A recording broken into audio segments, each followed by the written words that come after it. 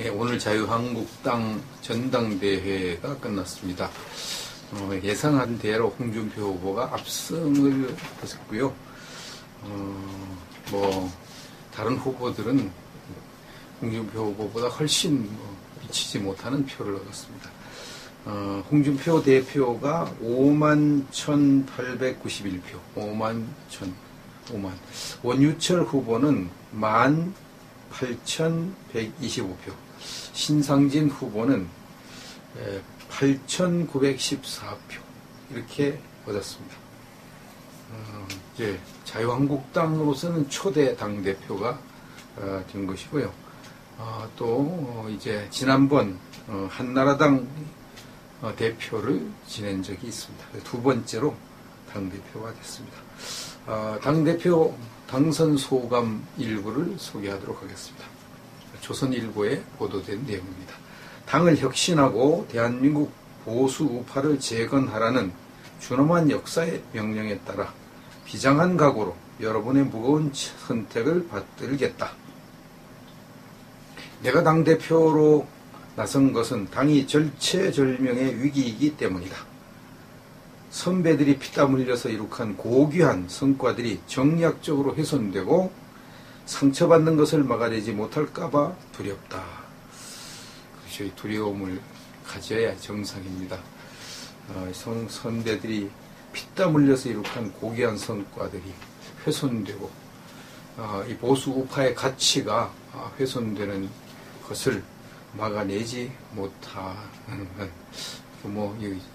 야당 보수 우파 야당의 사명을 감당하지 못하는 거니까 두렵죠. 지금 현재 보수 우파가 아주 완전히 밑으로 쳐져 있으니까 이런 것을 두려워할 수밖에 없습니다. 이번 당대표 선거에 언론은 무관심했고 국민은 냉담했다. 이것이 자유한국당과 보수 우파의 현실이다. 참 안타깝지만 현실은 현실이죠. 그렇습니다. 그러나 과거의 숱한 어려움을 극복해 왔듯이 우리는 지금 위기 또한 잘 이겨낼 것이다. 얼마든지 이겨낼 수 있습니다. 할 수 있습니다. 지금 우리에게는 외부의 적과 싸울 수 있는 최소한의 힘도 없다. 외부의 적과 싸울 수 있는 최소한의 힘도 없다. 너무나 약한 야당이 됐죠. 그런데 내부 총질은 안 된다. 지금 외부의 적과 싸울 힘이 없는 판국에 내부의 총질을 하고 당내에서 분란을 일으키면 되겠는가? 그거 안 되죠. 안 되죠. 그리고 단칼에 환부를 도려낼 수 있는 과감한 혁신이 필요하다. 그리고 육참골단의 각오로 우리 자신을 혁신해야 된다. 육참골단, 자신의 살을 떼어주고 상대방의 뼈를 꺾는 아주 진짜 독한 마음 먹고 혁신을 해야 된다고 말을 하고 있습니다. 모든 것을 국민의 입장에서 해보자. 이렇게 지금 말을 하고 있습니다. 그리고 이제 정치적 이익만 쫓아다니는 해바라기 하면 안 된다고 말을 했습니다. 이제 보수 우파의 가치에 따라 행정하고 정치적 운명을 가치하는 그런 우파 정당이 되자. 이렇게 말을 하고 있습니다. 해방 이후에 이 땅을 건국하고 산업화를 이루고 문민정부를 세운 이 당이 이렇게 몰락한 것. 왜 그렇게 됐느냐? 이렇게 많은 업적을 올린 이 보수 우파 정당이 왜 이렇게 몰락을 했느냐? 우리들의 자만심 때문이라고 생각한다. 자만했죠. 네, 자만했죠.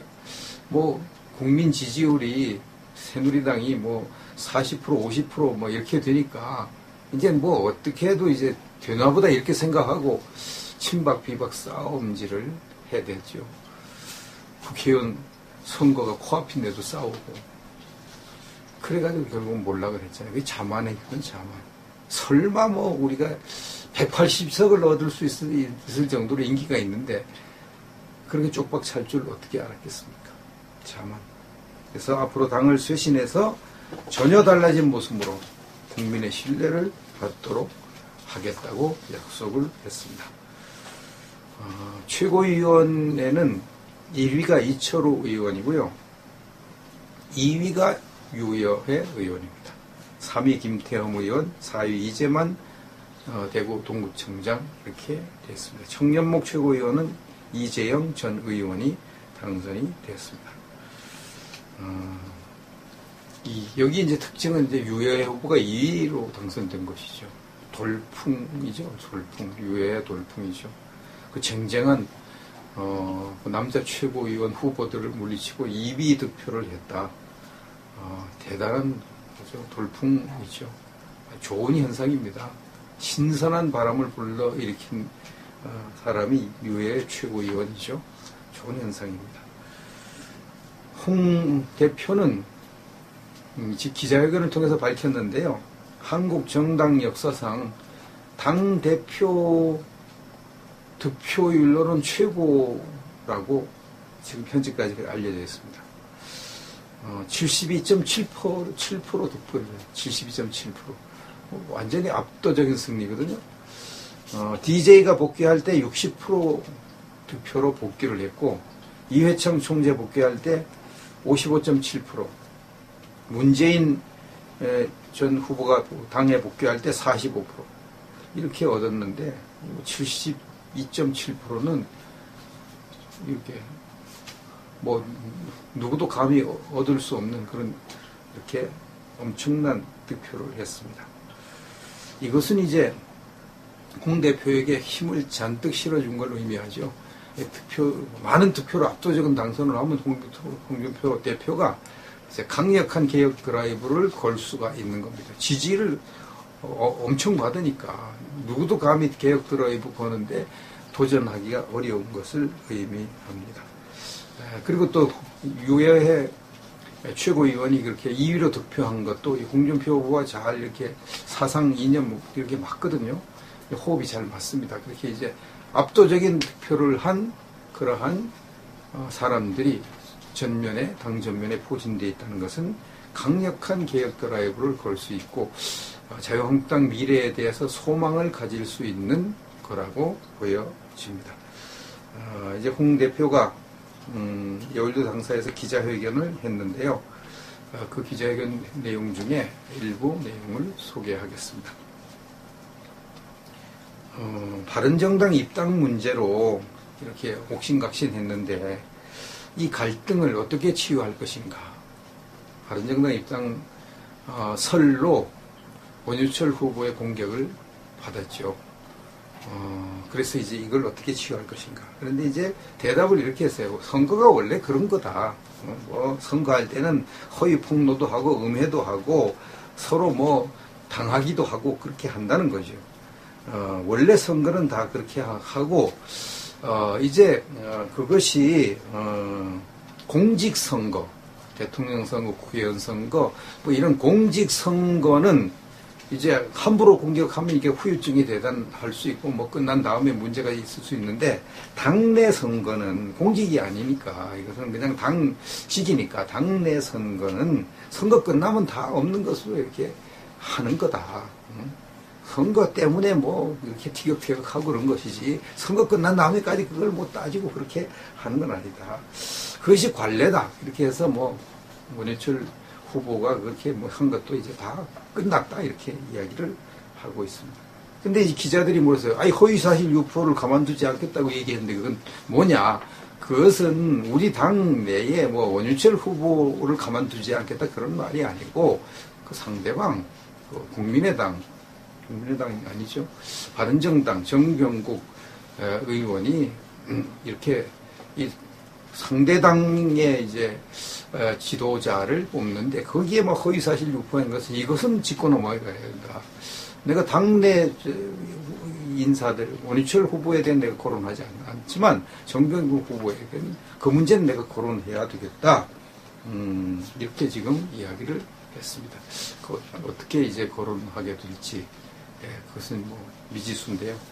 하여튼 원유철 후보에 대해서는 일절 안 하겠다고 한 건 잘한 거죠. 그래야 되는 거죠. 내부 총질은 안 된다 이렇게 말을 했는데 친박 청산을 할 건가 안 할 건가 이렇게 질문을 했습니다.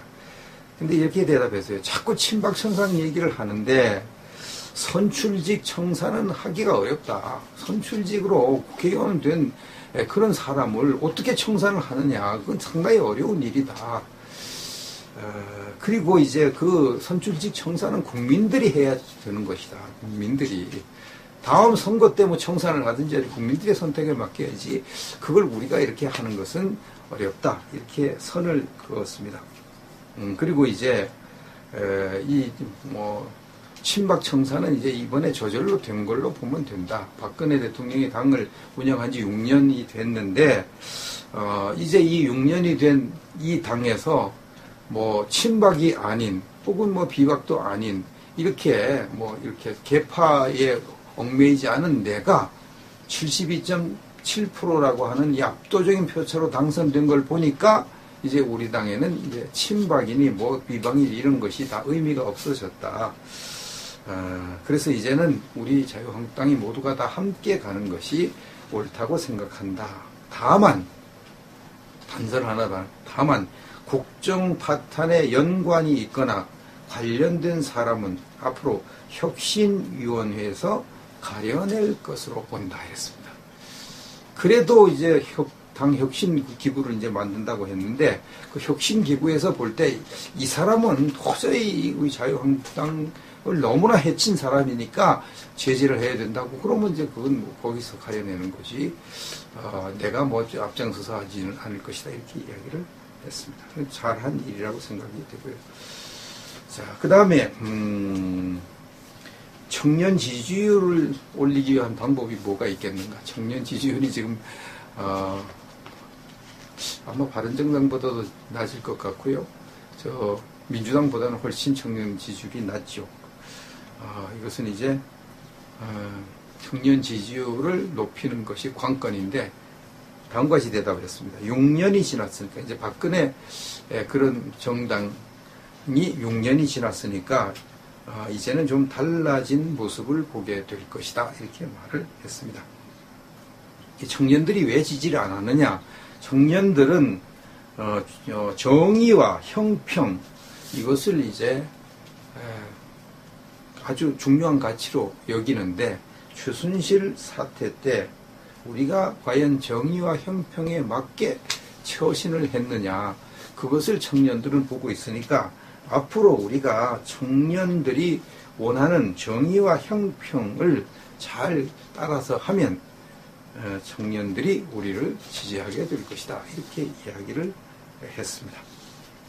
그리고 정당이 우리 당이 자꾸 딱딱하고 뭐 관료적인 냄새가 나고 이렇게 하면 이게 도대체 안 좋으니까 우리는 이제 재미있는 정당이 되도록 한번 이렇게 딱딱하지 않는 정당, 부드러운 정당, 재미있는 정당이 되도록 해보겠다. 그래서 청년 여성들이 관심을 많이 갖게 하겠다.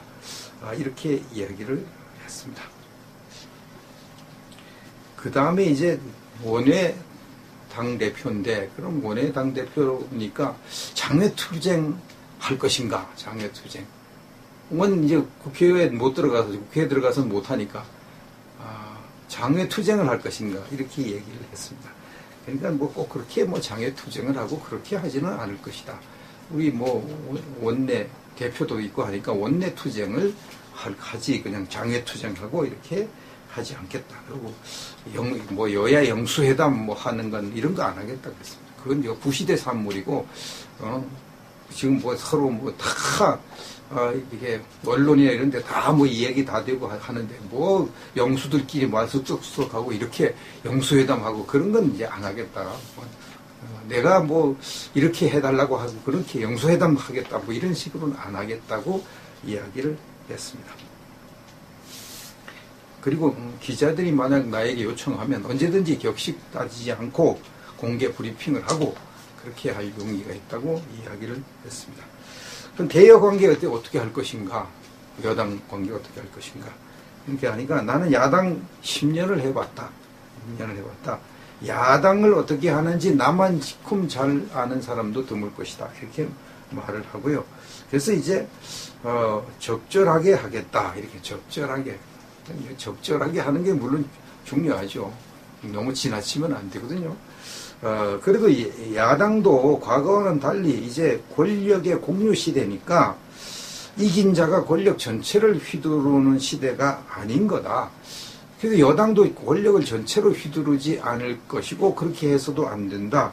그래서 이제 야당도 권력을 공유하면서 즐겁고 재미있게 할 수 있다. 이렇게 이야기를 하고 있습니다.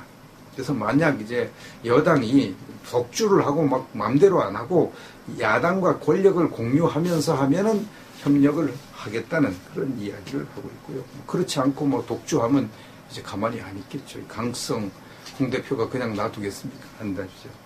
문재인 대통령 평가해달라고 이야기를 하니까 지금 평가하는 것은 좀 이르다. 이렇게 생각하고 연말쯤 하는 것이 옳겠다. 지금 이제 원칙적으로는 뭐 밀월 기간이거든요. 대통령 당선되고 한 6개월 동안 허니문 기간이라고 해가지고 서로 이제 평가도 자제하고 비판도 자제하고 이제 그렇게 하거든요.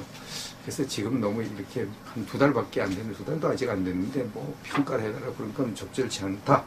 이렇게 생각을 하고 이번 한미회담 문제를 이제 하나 거론해 그것은 전략적으로 후퇴한 것이다. 후퇴한 것이다.